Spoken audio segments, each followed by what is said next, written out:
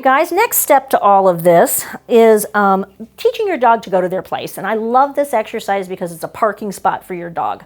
You can take this plate with you, you can roll it up, you can put it underneath the table in the restaurant.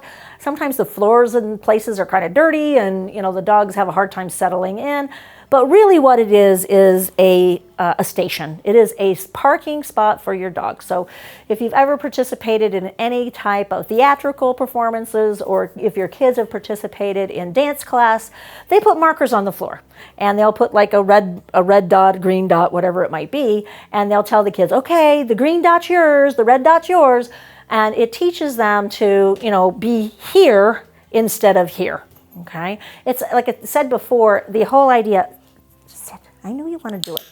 The whole idea of a dog holding still in one spot is kind of hard. She's fussing around here, guys, because I'm talking and I don't talk when I train with the dog. So she's having a little bit of a hard time figuring out why I'm talking and she's not doing. So the first thing that you do is you want to have some type of contrasting towel, bed, something. So this is a lot lighter than the carpets here. So that's going to tell her that that's her spot. I wouldn't want anything really dark that blends in. I want it to be very, very obvious. Even the floor in here is dark brown. So we would want something that is lighter. I don't like things that slip and slide. So if you can get something that has a grippy back to it, a very light little bath mat works out super. Dollar stores, guys, sell them for like $5 at the most. If you want to get fancy, go ahead and get fancy, but try to get something with a little grip on the back. That way it doesn't slide around.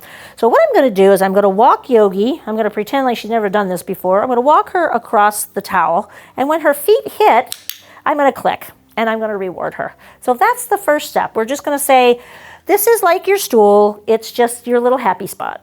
So she's, yay! So she's going to figure out very, very quickly that sitting on this, standing on it, walking on it, laying down on it, good girl, is what gets her the rewards. Okay, release. So getting up is release. Okay, now once she gets pretty good with this, I'll tell her place as she steps on it. Now, she knows how to sit on this, but if your dog doesn't, you're just going to target them into that sit. Good girl, good sit. But this is more about going to the towel than it is sitting or laying down or whatever she's doing. So the next step to this, once you get your dog, I want them really hunting the towel, just like they start hunting the stool or the little platform for standing. I want them to really start gravitating towards this, going up, I'm on my towel, I'm on my parking spot, here I am, I need a treat. Okay, so we really want them to understand this is where all the magic happens, is right there on the towel. So once we get done with that, release, I am going to hold her back, okay, because we're going to assume that she doesn't know how to stay, so I'm just going to hold her back. I'm going to put a cookie out there on the towel, or rug or whatever you're using. And then I'm going to tell her place. Good. Sit.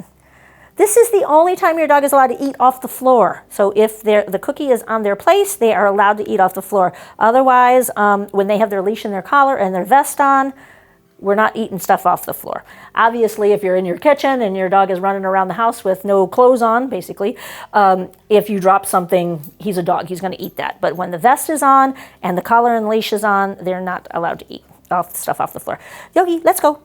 Good girl. So again, I'm going to repeat this. Whoa, I'm just going to hold her until I can stay back here and say, place. And she wanders out. And then I'm going to step in. Yogi, sit, lie down. They don't lie down, a little gentle. Good girl, good. So again, this is your spot. If you get off of this, I'm gonna say, uh-oh, and I'm gonna put you back out there, okay? So that is going to their place. Release. Let me show you the next spot. The problem with doing this exercise that we see most people do is they follow their dog into the towel all the time. And what you want to do is you want to get to the point where you stay back away from it. Because the whole idea is I want to be able to sit in that chair and send my dog to his bed. Please don't use the same word as you use for your kennel. So if you say bed, house, whatever it is that you say for your kennel, we just use kennel. This is place or something different. So if they have a little fuzzy bed in the living room, this is going to be placed because this is portable. Okay, so I'm just going to point. Dogs are one of the few animals that understand pointing. So they do understand that when you point out there, place, get it, good, sit, good, lie down, lie down.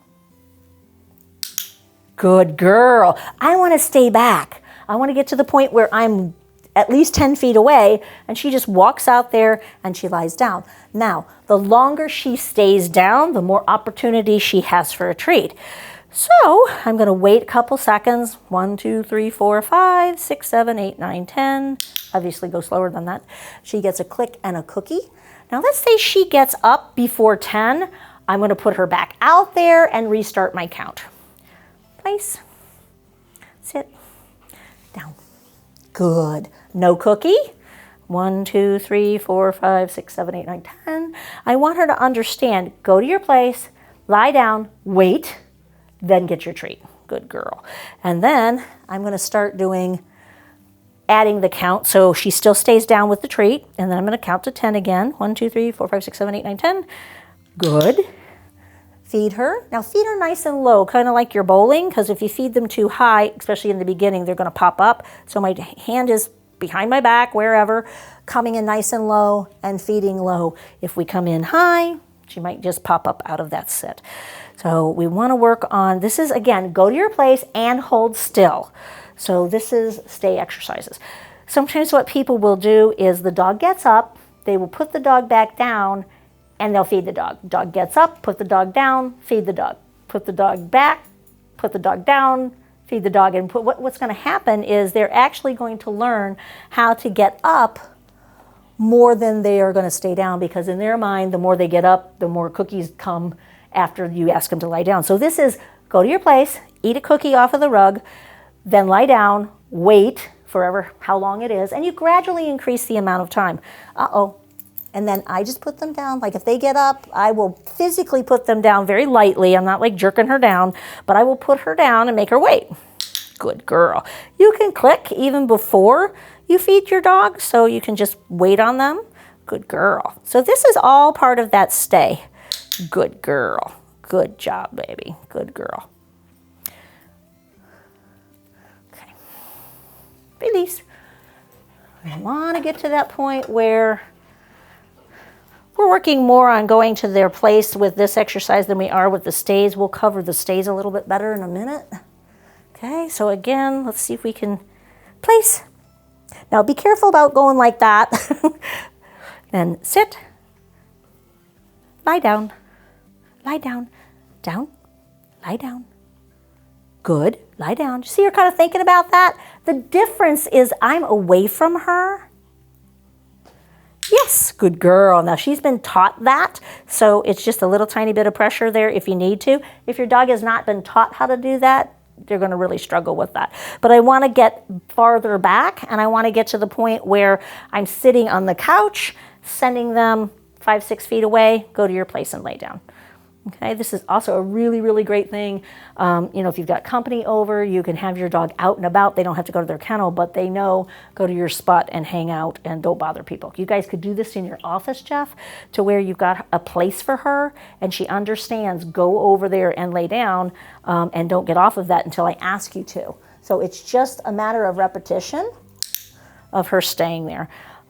Be careful about doing stay, stay. Everybody does that. So you have to think about that if your dog is down and he's staying, why are you using a corrective voice? And in their little mind, they're like, I'm down, I'm staying, and they're still mad. So they're going to try to do something different. And that's when people really make a mess out of this. Stay extra, uh-oh. Now she moves, I take a hold of the collar, sit. I don't use food. Good girl. And I just physically put her back. Good girl. Okay, it's like, nope, sorry. If you send her back to the mat, you're going to have to reward her because she's doing exactly what you told her to do. That's why I want to just take a hold of the leash. Let's see if she'll do it again.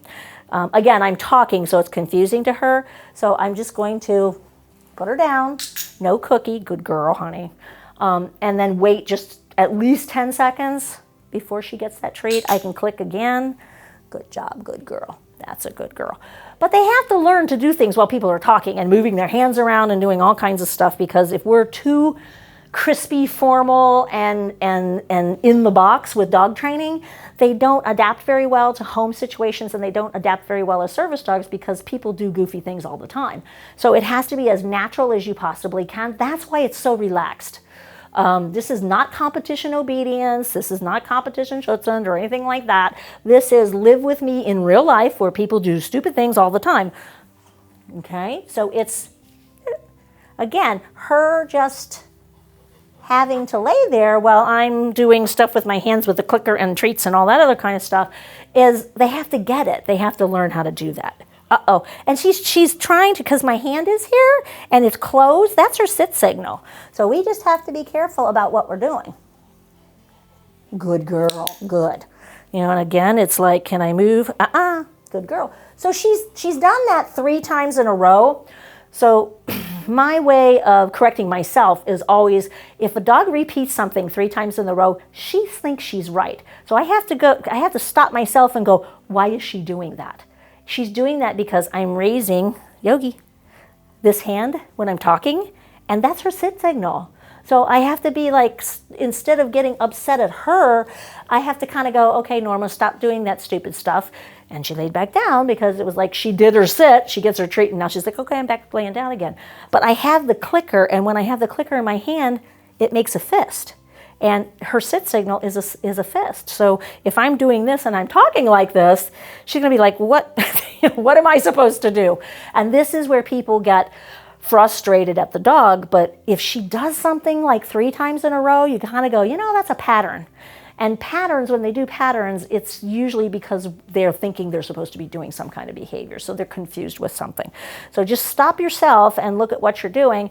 And quite honestly, I'm very, very right-handed. And 99% of the time I hold my clicker in my left hand. And I don't know why the heck it's over there today. So I'm going to move my clicker. And she still thinks this rug is fantastic. Okay, so we're just going to work on that one. So this is go to your place and lie down.